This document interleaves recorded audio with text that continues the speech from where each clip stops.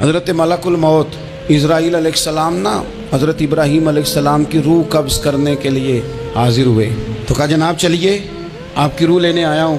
تو حضرت ابراہیم علیہ السلام فرمانے لگے اسرائیل، یہ قاضی ثناء اللہ صاحب پانی پتی رحمۃ اللہ علیہ نے اس کو تفسیر مظہری میں لکھا ہے۔ حضرت ابراہیم خلیل اللہ علیہ السلام فرمانے لگے اسرائیل، کیا کوئی خلیل بھی اپنے خلیل کی روح قبض کرتا ہے؟ واتخذ اللہ ابراہیم خلیلا، اللہ نے تو مجھے دوست بنایا، دوست ہو کے دوست کی روح قبض کرنے جا رہا ہے۔ حضرت اسرائیل نے ارادہ چھوڑا اور حضرت ابراہیم کا وہ جملہ لے کے رب کی بارگاہ میں حاضر ہوئے۔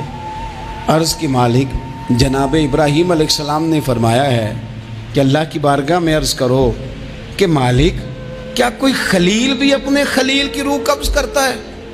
تو رب کریم نے فرمایا اب میرا بھی پیغام جا کے جناب ابراہیم کو دے دو، ان سے جا کے کہو رب فرماتا ہے کیا کوئی خلیل بھی اپنے خلیل کی ملاقات کو ناپسند کرتا ہے؟ آپ کو تو ملنے کو بلا رہے ہیں، موت تو ایک پل ہے، یہاں سے گزریں گے تو جا کے محبوب سے ملیں گے، تو کیا کوئی خلیل بھی ناپسند کرتا ہے کہ وہ اپنے خلیل سے ملاقات نہ کرے؟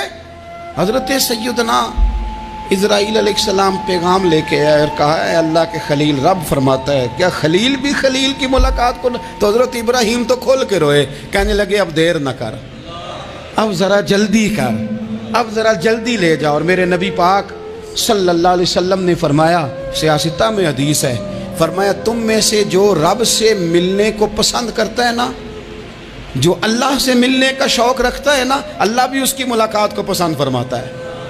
تم میں سے جو رب سے ملنے کا شوق رکھتا ہے، اقبال کیا کہتے ہیں؟ کہتے ہیں تیرے عشق کی انتہا چاہتا ہوں، تو میری سادگی دیکھ میں کیا چاہتا ہوں، میرا ذرا سا تو دل ہے مگر شوق اتنا، میں وہی لن ترانی سنا چاہتا ہوں، مالک میرا دل کرتا ہے میں تجھ سے کہوں رب آرینی، میں تجھے دیکھنا چاہتا ہوں، اور تو مجھے کہے لن ترانی تو نہیں دیکھ سکتا، میرا ذرا سا تو دل ہے مگر شوق اتنا، میں بھی وہی لن ترانی سنا چاہتا ہوں۔ پھر خود ہی کہنے لگے او بھری بزم میں راز کی بات کہہ دی، میں بڑا بے ادب ہوں سزا چاہتا ہوں۔ یہ تو سب کو بتانے والی بات ہی نہیں تھی جو میں نے بتا دی، بھری بزم میں راز کی بات کہہ، بڑا بے ادب ہوں سزا چاہتا ہوں۔